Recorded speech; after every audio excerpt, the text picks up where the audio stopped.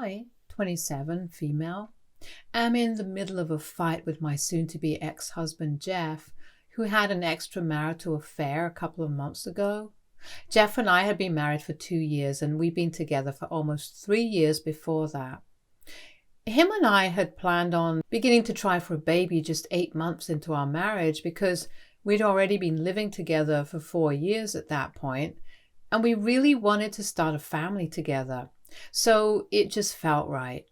Unfortunately, even after months and months of trying, I was still struggling with conceiving, so we had to get tested. Turns out that both my husband and I have fertility issues, so we had to give up on the idea for the time being.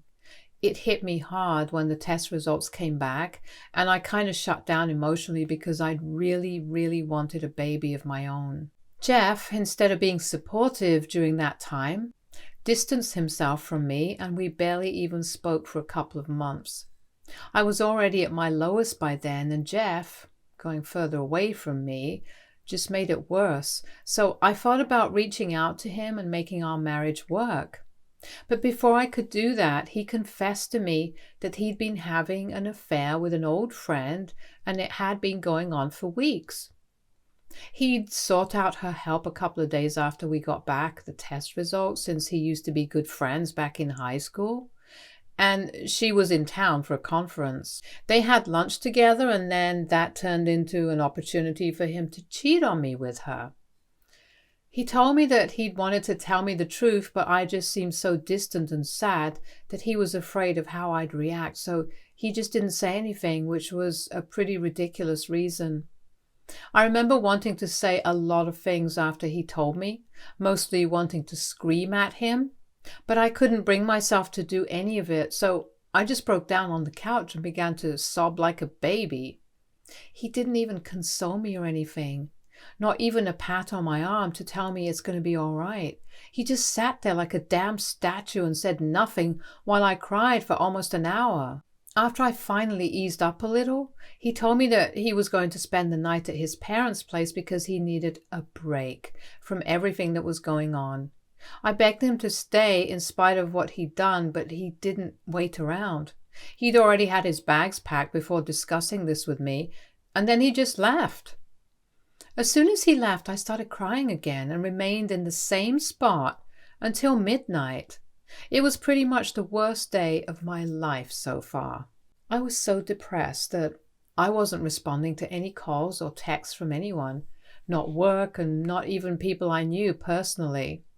So a couple of friends and relatives had come to check up on me, but they'd leave when they realized that I wasn't going to open the door for them and let them in. I'd let them know I was still there by yelling out that they needed to leave and that I wasn't going to open the door, so they'd know I was okay and then leave.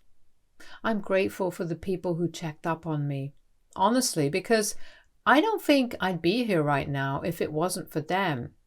All I did was have the minimum amount of food needed to keep going, watch TV, and then sleep. I was basically a zombie for almost 2 weeks. Then one day, one of my cousins came by, and I told him to leave my living room, but he didn't go. Instead, he told me that he had important news to share and he needed to do it in person. I didn't take it seriously, and I argued with him, so he finally snapped and told me that he was here to inform me that my father had passed away that morning from a heart attack, and since I never checked my phone, people didn't have any way of letting me know about it. I was already pretty heartbroken from whatever had happened with Jeff, and then the news of my dad's demise just broke me even more. After my cousin who visited me to tell me the news left, I think I started crying so loudly that the neighbors had to come to my door to make sure I was okay. That evening, I booked myself a flight back home for the funeral, and it was really difficult because I barely knew what I was doing all throughout. I had to be helped by people I barely even knew because I was so lost. But somehow I got back home safely and made it through the funeral. I was blank and didn't cry at the funeral much, but I'd planned on staying for 2 weeks at home with my mother, so she'd have someone to count on. She was devastated at the funeral and didn't leave my side even for a second, but we barely got to speak because of the sheer number of guests and relatives showing up. My dad was a well-known man. He was an attorney and was one of the best in his town. He was also a really good man and people loved him. Some people had even traveled overseas to pay their last respects, so you guys can imagine what sort of love and respect people had for him. My mother and I were overwhelmed, and for the 2 days after the funeral, we just made small talk. And I'm grateful for even that much because just 3 days after the funeral, I lost my mother as well. The medical report said that my mother had passed away due to natural causes, and since she'd passed in her sleep, it had been peaceful for her, but I knew that she'd passed away from a broken heart. Call me crazy, but that's what I really believed. Within days of my father's funeral, we had to organize another funeral for my mother, and this was smaller, but it hit me even harder than my dad's death because this had happened while I was fast asleep in the next room. I think I pretty much shut my brain off after my mom's passing and was a robot. I flew back home after the funeral and finished off some legal paperwork with the executor of their will, my dad's secretary. There was nothing for me to stay back anymore. So I came back to my own home and resumed my old routine of eating, watching television, and then going to sleep. My life spiraled out of control after that day because I was so depressed that I could barely bring myself to eat or sleep. I lost my job after 1 week because I hadn't shown up at work for a while, and neither had I told anyone anything about my absence, so they had reason to fire me without notice. Besides, it's been ages since I responded to anyone from work, so I should have seen it coming, but it was still a huge blow.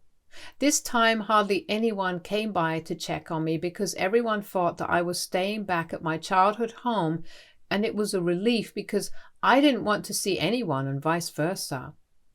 So that was the last 4 months of my life after my parents' passing.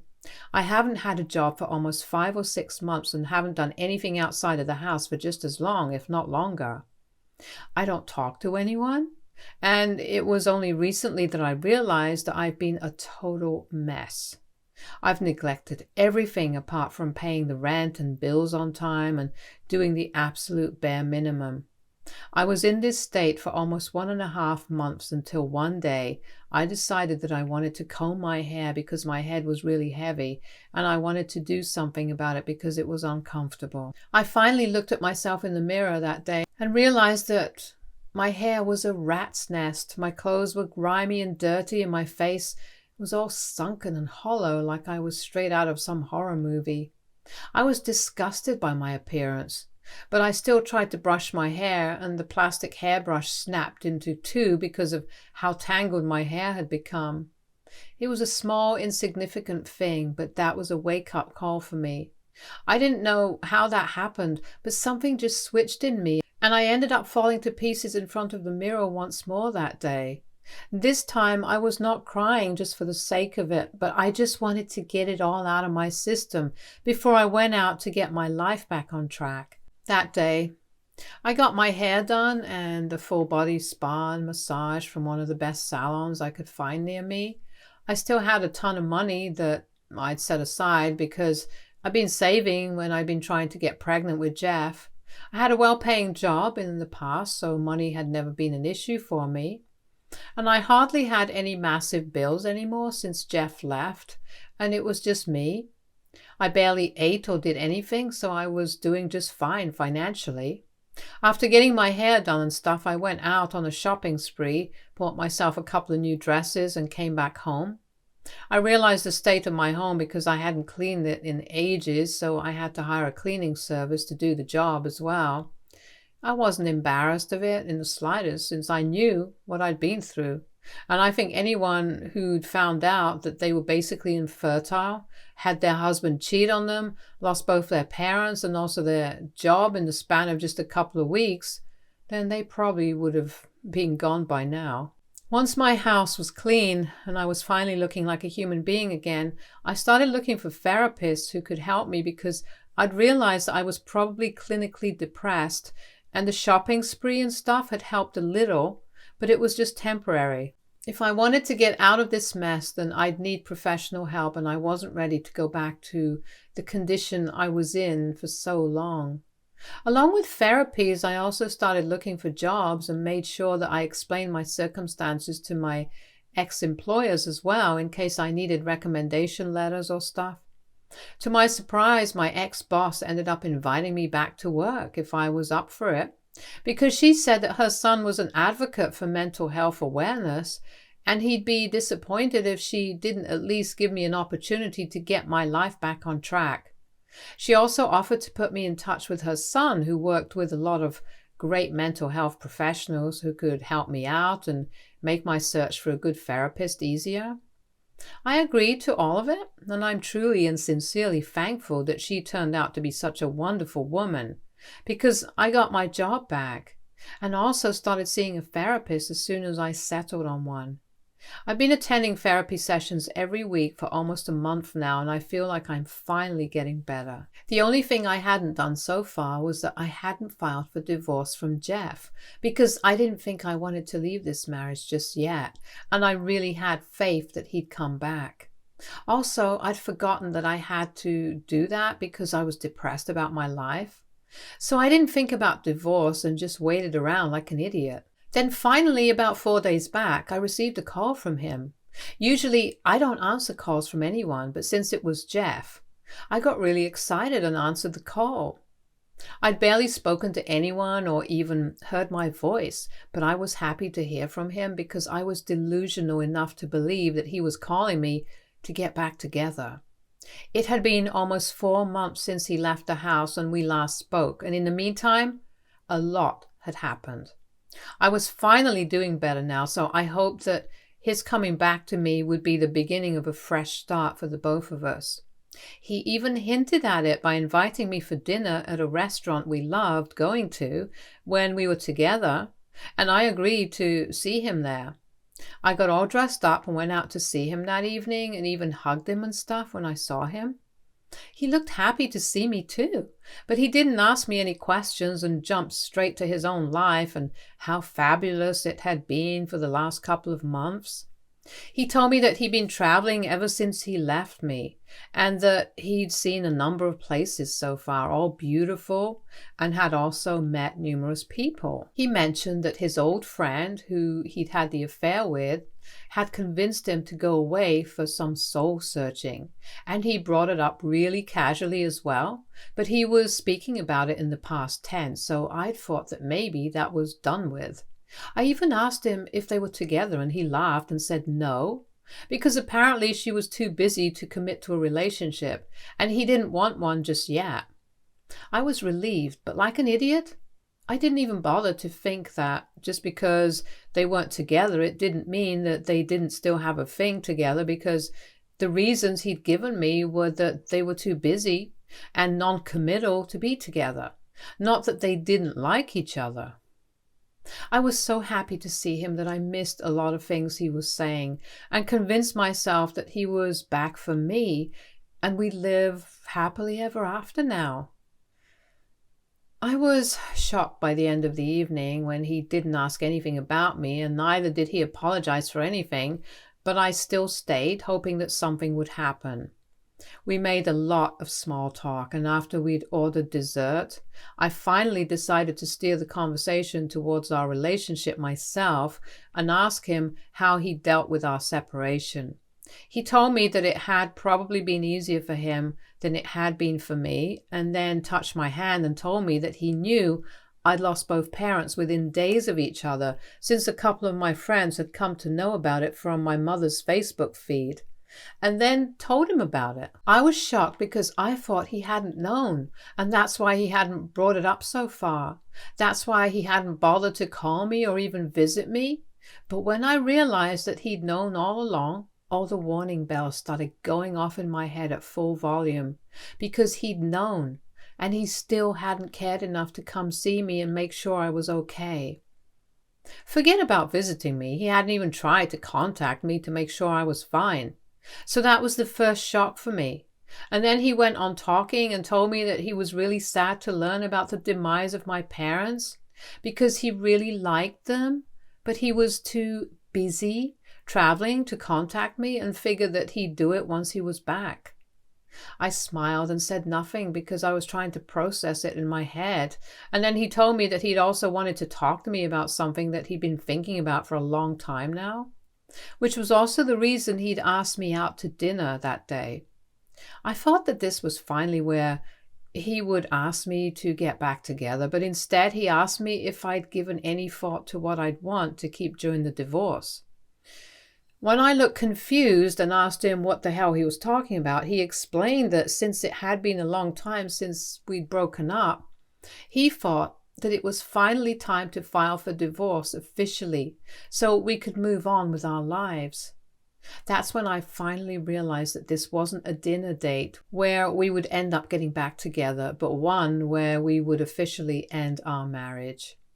It was more of a goodbye dinner than anything else, and I, like an absolute idiot, had completely misread the situation. I was already embarrassed, but I was also pretty pissed off because he'd been a total jerk to me and hadn't even bothered to check on me, whether I was even alive or not, for almost 4 months. But now he had the audacity to invite me for dinner like we were buddies, and then go on and on about how brilliantly life had treated him in these past couple of months. And then he asked me that after he'd heard about my parents' passing, he'd been intending to ask me about the inheritance that I'd be left with. He said he wanted to wait a respectable period of time before asking me how much we were going to inherit from my parents. At that point, I was so incredibly furious that I literally just ended up laughing in his face and told him that we weren't going to inherit anything. But I was going to inherit close to $7 million, and all he was going to get was a divorce. I'd already been in talks with my parents' attorney, and I told him to sell all the property that had been left to me because I had no intention of moving back home. The estimated amount of everything that would be sold plus the amount that my parents had left me came up to almost $7 million. My dad was rich and my mother never worked, but she had a huge inheritance from her parents. So that's not a surprise, but the probate process had to be completed before I got any of it. They'd already left me close to $2 million that I'd get as soon as the probate process was done, and then I'd have to wait for a couple of weeks before their assets were sold off. They already had a bunch of buyers, so I wouldn't have to wait for long.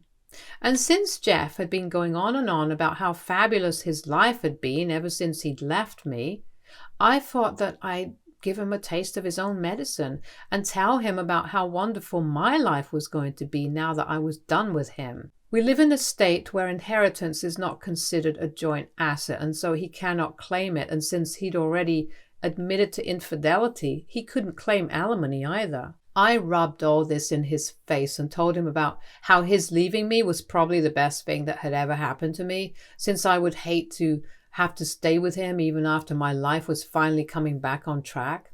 I told him that he deserved every single bit of misery that he was feeling because now I was rich and he wasn't, and it showed on his face. Then I stormed out of the restaurant and drove back home. He hasn't tried to contact me, but my in-laws have, and they told me that what I did was disgusting because first, I wasn't able to give him a child, which drove him to cheat on me, and now I'm not even willing to do the bare minimum and share some of my wealth with the man who had supported me all along.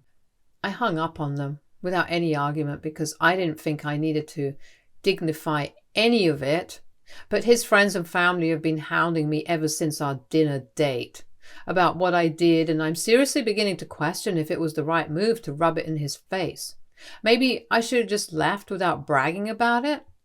AITA for bragging about my inheritance after my husband cheated on me and left me at my lowest point? Update 1. Hey, I filed for divorce from my husband. It's been 3 weeks since the incident, and his family and friends have taken the harassment to a crazy level. They're literally going off on me on social media and have practically started a hate campaign against me for putting Jeff through mental distress on purpose so I could get revenge on him because he had cheated on me.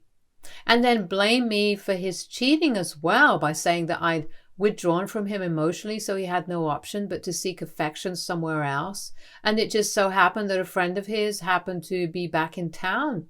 So he's absolved of all the blame, and I'm the villain here, even though he was also facing fertility issues. But I never went out of my way to find someone else and talk to them out of desperation. But whatever. I filed for divorce, and I'm going to make sure that I don't let him off the hook easily. I'll also sue his parents and friends after warning them that they need to stop, because word of this has reached a couple of my co-workers too, and I can't compromise my reputation over this bullcrap. Update 2. Jeff's actually contesting the divorce. Why? Because he's suddenly had a change of heart and now he thinks we're meant to be together. I'm sure this has nothing to do with the inheritance, and he's doing this all purely out of his own love and affection for me. That's probably also why he made his folks stop harassing me online, so he could get back with me, since he loved me and not because I'd threatened to sue them all for defaming me. I'm being sarcastic, obviously. I talked to him a couple of hours ago on the phone when I found out that he was contesting the divorce, and he told me that he changed his mind and that he wanted to make our marriage work. I got into a very nasty fight with him because I was just feeling so frustrated and hateful, and all he said to me was he knew I was mad because I still loved him, and if I didn't still love him, then I probably wouldn't even have called him. He reassured me that this was just a stupid game that I was playing to get back at him for the cheating, and that we'd be just fine, and then disconnected the call. I'm in disbelief right now, and I cannot believe this is happening to me. I've never ever felt such a strong urge to slap someone senseless, but I guess there's a first time for everything. He just is a huge jerk, and I can't believe I even considered getting back together with him. Freaking gold digger! Ugh, I could just scream right now, but that wouldn't help. Please, if someone has any advice on a way to mess him up, but legally, do go ahead and let me know, because I have nothing to lose at this point. Update 3. Hello folks, it's been a while, but we're in the middle of the mediation process now. If this doesn't work out to bring him and me on the same page, then we might have to go to court, but I have a feeling that's going to happen, and it'll be better for us, since I can't see us coming to an agreement about any of this. He feels that we should stick together, and I don't. I don't even understand what the point of having a negotiation meeting is, when this is pretty much non-negotiable for me. I do not want to be with him. It's as simple as that. I'm entertaining it because he wants to give it a try, even though it's exhausting, but then I know this will go to court, and I'm hoping that'll make everything better for me at least. I don't know about him, and neither do I care, very honestly. Update 4. Hey guys, almost 2 months since the last update, and well, the case ended up going to court just as I'd predicted, and I'm going to get a divorce all right. It doesn't matter what he wants anymore, and boy was he upset about it. The probate is done too, and I'll recover all the money I spent on my lawyer, and even more soon enough. Life's good, so I don't think I'll be coming back here anytime soon. It's been a good ride, but I'm fine now. Thank you for all the love and support. I couldn't have done it without you guys. I mean it. Stay tuned for more stories from our girl relationships.